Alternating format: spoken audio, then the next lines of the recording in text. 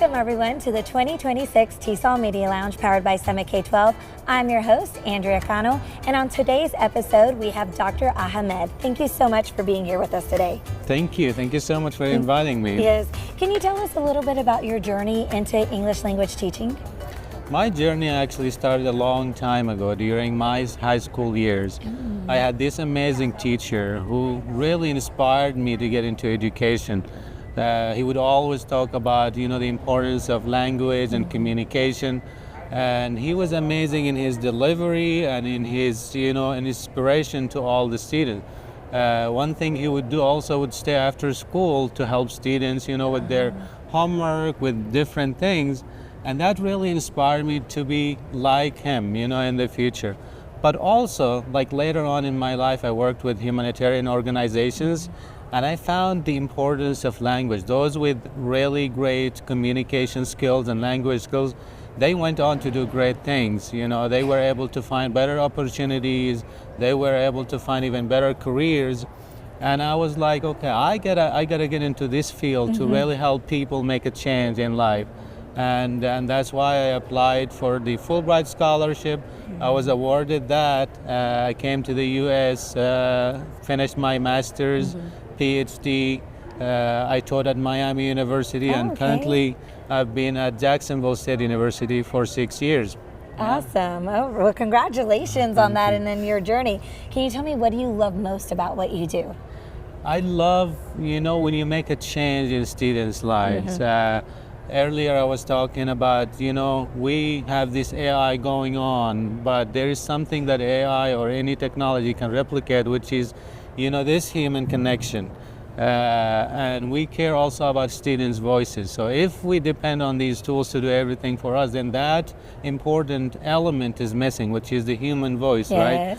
So when you connect with students and try to change their lives in a positive way, and later on one of them comes to you and say, I really loved your class, that really changed the trajectory of my life. And I've had quite a few students come to me, so that's the most important part. Yes. Yeah. It's always, I know it sounds cliche, but when you see that light bulb turn on for students, it's so impactful, and you're like, okay, this is why I do it. The long nights, the planning, it's for those very moments. Very rewarding. Yes, indeed. Yes. Can you tell us a little bit about your project and the multimodal project that you're working on and its impact on students? Yeah, so in order for us to keep up with what's going on in the world today, I decided to change things a little bit. So we are doing like these traditional essays, and I found that I could change what we're doing to combine multiple things in one. So the basic idea of this project is when students take a traditional essay that they've worked on in the semester and turn it into a multimodal text, for example, a video. So they would, as part of this, they would start by going back to the essay they wrote, read it carefully, and then also if they analyze it in another article, they're going to go over that as well. And they will select a platform that's going to help them design this multimodal text. As part of it as well, they're gonna integrate communication modes like the linguistic mode, the visual mode, oral, gestural, spatial, and because part of their analysis, they were analyzing somebody else's rhetorical strategies and how they were persuasive. But as part of this project, they are the creators, so they are taking matters into their hands to utilize and implement these strategies. So they're again, they are using the communication modes, the rhetorical appeals, rhetorical strategies, and we talk in class about all of these strategies and the platforms and what they can do to make it really persuasive and appealing. It gets overwhelming at the beginning, but with all of our discussions, and when they have their first draft ready, we go on to the peer reviews. Peer reviews give them a second chance of revising and developing their work.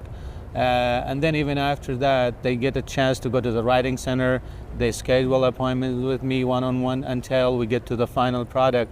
And a lot of them, they get really excited about the final product when they have a video with background music. And the important part of it is everything they do is with a purpose.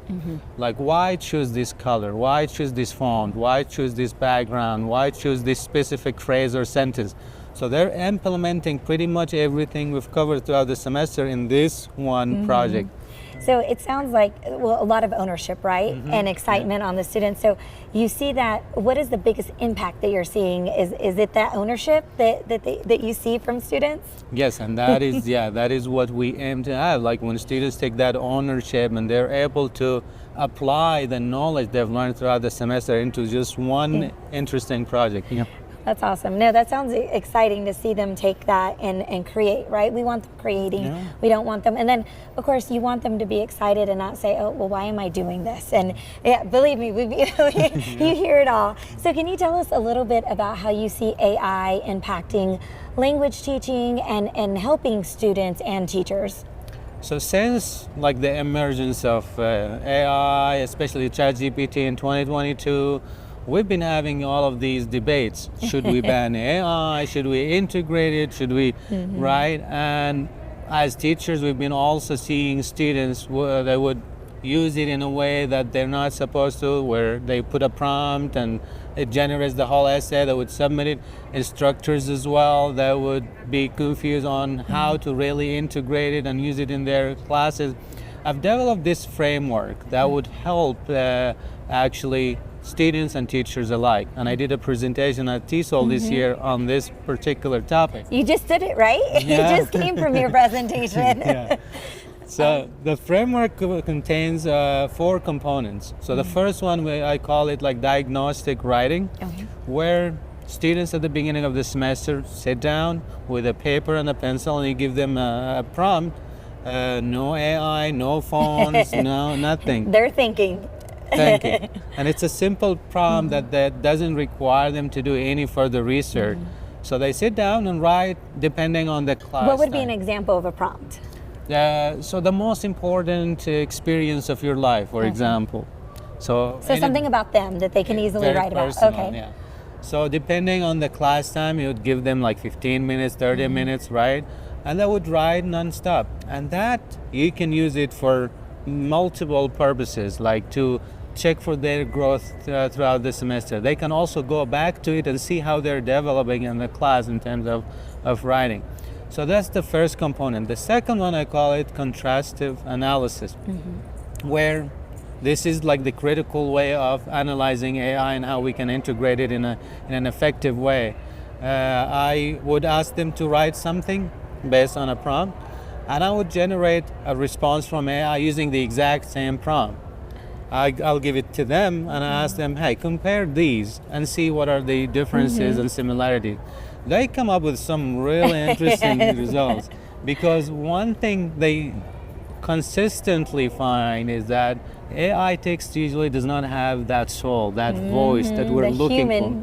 The human piece of it. And when they find that out, they get really excited and they discover that, okay, maybe I need next time to put my voice into the writing that I do, Yeah, they take that first-hand acknowledgement of the positives and negatives of AI. The third one is policy building. So we are used to getting our rules and instructions from the institutions. We take the rules, put them in the syllabus, and then we expect students to just follow it. A lot of times it doesn't happen that way, right? So what we do here is I would give them different scenarios.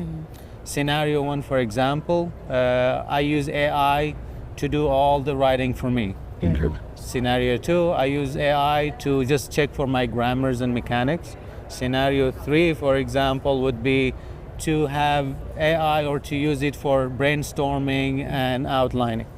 And I would ask them, which of these scenarios do you think is acceptable and appropriate?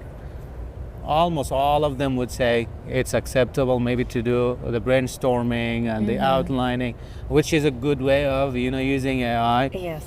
And all of them would also agree that we cannot just let it do all the writing for us, right?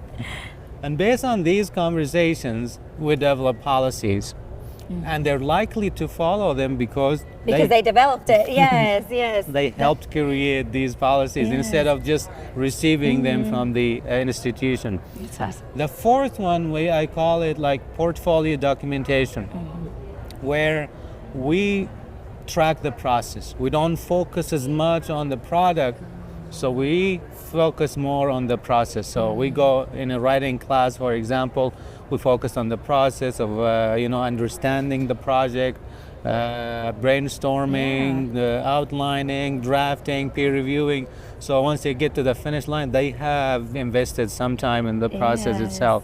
And also they can stop at multiple stages during the semester and check about their growth, their reflections. At the end of every assignment, I ask them to reflect. What have you learned from this? What can you do better next time? So these, I think, will help us make use of AI in a better way. Well, I love that the focus isn't necessarily on the end product, it's on the process, because I think we lose sight of that a lot of the times. It's you have to do a 500-word essay, or you have to do, and so we lose sight on what it takes to get there, and sometimes we don't reward students or acknowledge their work to get there. Instead, we look at the end product and say, it was this or it wasn't this kind of thing. So I'm actually taking in some of these strategies for my own son, because I was like, I think I could get him to write more like that. Okay. So I really do like that. No, thank you for sharing that. And now I can see why you're TESOL Teacher of the Year. Thank you. So can you talk a little bit? So congratulations first off for being TESOL Teacher of the Year. What does that mean to you personally to receive this award? Personally, it validates really the journey that has taken me all the way from a small classroom in a remote village to the biggest stage of English language teachers of TESOL 2026 here in Salt Lake City. And it validates also like what I've been doing throughout this journey. And on top of that, it honors all the teachers, the mentors that have been part of this journey, from my high school teacher, my undergraduate teachers and mentors, and also my amazing graduate mentors who I still keep in touch with until today. And at the professional level, it really affirms the approaches that I believe in teaching, which is like, making learning student-centered, where students take the ownership of their own learning. And also it validates the research that I've been doing on technology and recently on AI, and how we can use these to facilitate better, effective teaching and learning for English learners all over the world. Nice. Well, congratulations again, and thank you for sharing with us. I'm sure a lot of teachers came away from your session with lots of examples and tools to use. I'm serious that as you were talking about the 4 principles, I'm like, I can see how that would be very useful in the classroom, and I'm seeing how I can adapt it and use it with my own children. So thank you for sharing with me, and thank you for being here with us at TESOL. Thank you so much. I appreciate it. Thank you. And thank you everyone for tuning in to another episode of the TESOL Media Lounge. Remember, keep learning, stay curious, y hasta la próxima. Disfruta el viaje.